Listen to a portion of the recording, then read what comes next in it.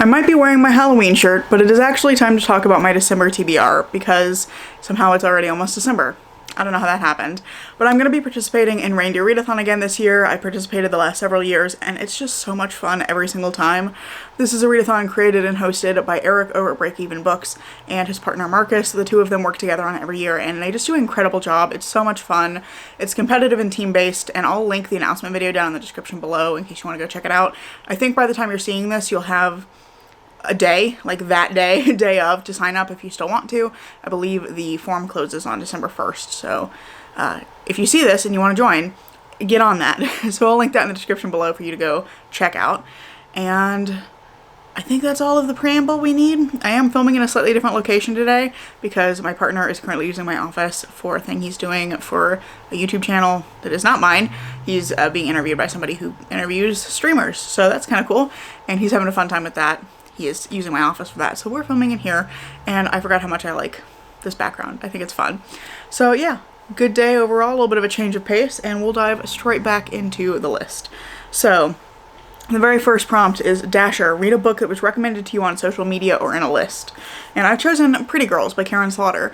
I chose this one because way back, several years ago, Paperback Dreams made a video talking about her visceral reaction to this book, and I believe she had enjoyed it and generally recommended it, but said it was like very dark and like really gruesome, and that made Jacob and I both interested in reading it, and we both bought a copy with the intention of Buddy reading it, and then he read it and I didn't. I can't remember why I got derailed and didn't finish it. I had read about 200 pages, and I just need to restart it, but I'm finally circling back to it now. So that was the one social media aspect of it, but I also recently had someone comment on one of my videos where I mentioned this book, and they said that they read it in a day and they couldn't put it down, so I'm counting that as a recommendation as well. So I'm very excited to dive back into this one. I was liking it the last time I was reading it, so my randomly stopping reading it had nothing to do with my enjoyment of the book. Second prompt is Dancer, a book genre that you feel matches your favorite music genre. And this one was hard because I don't really know what my favorite music genre is. I like to listen to a lot of different kinds of music, but things I've been listening to recently, I really tend to gravitate towards like classic 2010s emo music, but also pop punk, some glam rock. I've been listening to a lot of Spencer Sutherland lately, and he describes his music as bitchy little songs, and I really enjoy that, and I think that's a great description. And it was another thing I had on my list. Hosier, whatever it is that Hosier has going on. I think that's a genre of its own, but I decided that the genre I felt like matched my taste in music the best was like urban fantasy. I feel like that really matches, like, I don't know how to describe that, but it's something about that, like, the bitchy little songs, I think, is the description that really sealed that for me. And so I've chosen The Legacy of Arniston House by Teal Huchu, which is the fourth book in the Edinburgh Nights series. I just got this one. It just came out in November, and I'm so excited to read this one. This was, I suppose, less a like genre of music and a genre of books than like these few specific songs I've been enjoying a lot lately in this book that I think has the same kind of vibes. So I twisted it a little bit, but I feel like somehow urban fantasy just matches well with the kind of glam rock thing.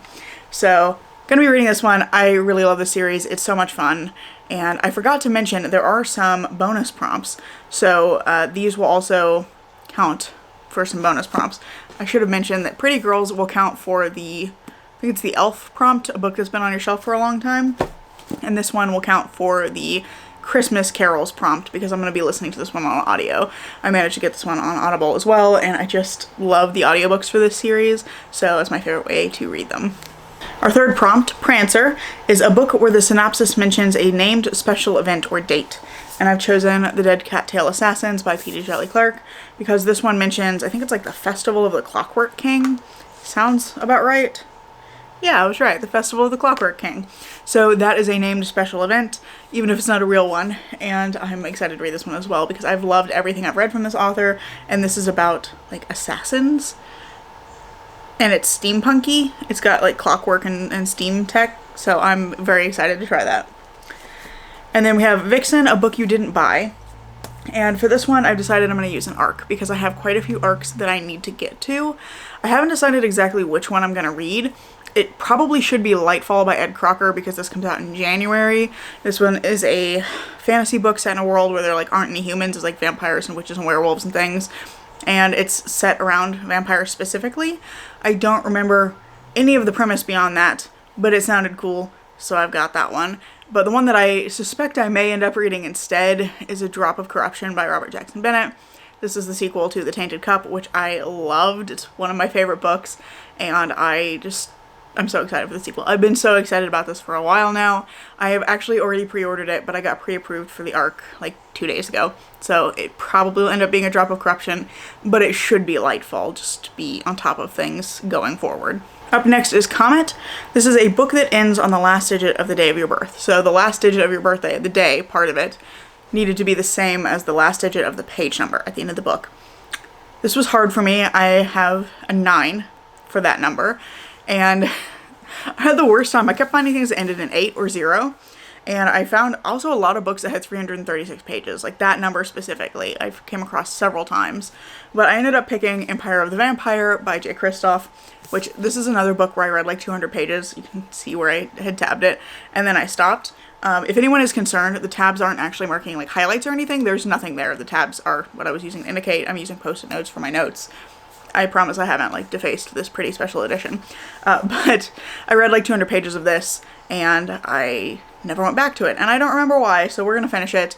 This is also my friend's pick for our next cursed book for our cursed book club, because this is what I was reading for originally, and it ends on page 719, so that works out nicely for me. And this will also work for the bonus Christmas Star prompt, which is to read a book over 500 pages, so it works out well. Next up is Cupid, a book from an author you have already given 5 stars, and I've chosen The Twyford Code for this one by Janice Hallett. I've read several of her, actually I think I've read all of her books so far. I've read The Appeal, The Christmas Appeal, The Mysterious Case of the Alpernate Angels, and The Examiner. So I've read everything except for The Twyford Code, and I gave 2 of them 5 stars. So I really want to get back to this one. This is an arc I had started a long time ago, and I just wasn't vibing with it at the time. I felt like I just needed to restart it and give it another try. I was kind of slumping at the time I tried to read it. So it's time for me to circle back around to this one and finally finish it. So again, I'm trying to clear out some of those arcs that I have sitting around. And this one works for the Christmas Lights prompt, bonus prompt, because it is an ebook. So that works out nicely as well. Next up we have Donner, a book where the cover contains one of the first 4 words you see in a word search. So there's a word search attached to the prompt list, and you had to do the word search. And the first 4 words that I found, I'll try to remember to put a picture here of the word search, but the first 4 I found were flower, flame, battle, and transportation. And so I'm going with A Restless Truth by Freya Marsk, because it has a bunch of little flowers all over the cover. I was really struggling with this one. I was having the worst time finding something that had flowers or flames or modes of transportation or battles on the cover. It was really hard. Really fun to look, but really hard to find something for. But got lots of these like little blue flowers, so it works out perfectly, and I'm very excited for this. I read the first book in this series and absolutely loved it. It's another one of my favorite books, and I've been putting off reading the next ones because I kind of don't want the series to end, but my best friend has already read the second and third books and said that they're just like fantastic, so I'm really excited. Penultimate prompt is Blitzen. Choose 3 books that start with the same letter and then choose randomly. So for this, I chose 3 books that started with T, and I put it in a poll for the Hive Mind to choose from in the Readathon Discord. So the 3 options I gave them were This Golden Flame by Emily Victoria, The Salt Line by Holly Goddard Jones, and The Fractured Dark by Megan E. O'Keefe, and they chose This Golden Flame, which works out well for me. This is on my self-destructing books list for the year, so I want to get through this one anyway, and you know, it was kind of convenient that they chose that one. It wasn't the one I was expecting to get chosen. I kind of thought that The Fractured Dark might do better, but I think it only got 1 vote, so that surprised me.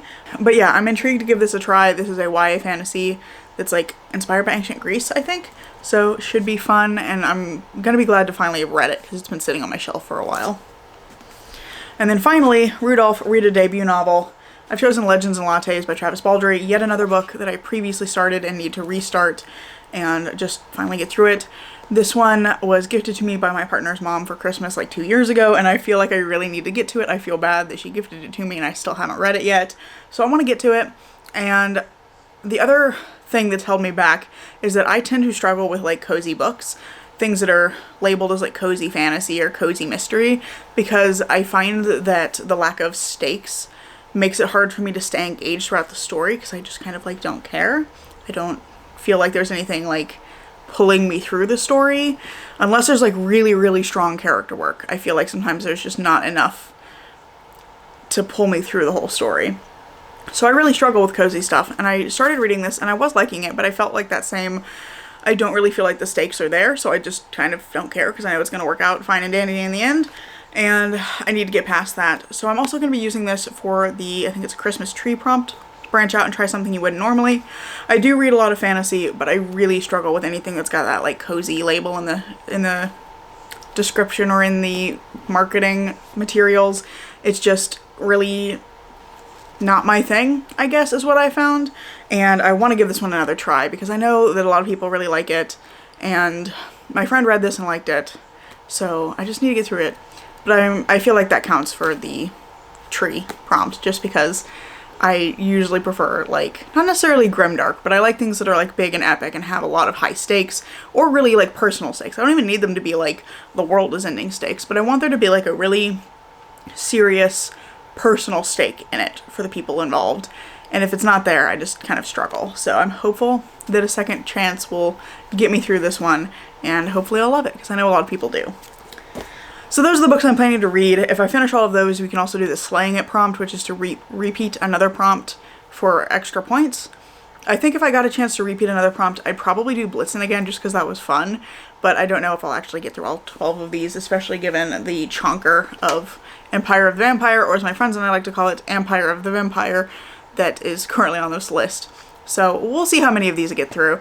But yeah, I think it's going to be a fun month. I think this is going to be a fun TBR. I'm very excited to give all of these a try, or return to some of these that I know that I was enjoying and just want to finish them. So I think it's going to be a really good time, and I'm so excited to be participating again this year. So that's all I have for you today. Let me know down in the comments below what you're going to be reading for December, and I really hope you've enjoyed this video. If you have, I hope you'll consider giving it a like, maybe even subscribing, that's the word I want, maybe even subscribing to see what comes next. I'm currently posting on Tuesdays and Saturdays, and hope to see you in the next video. Bye.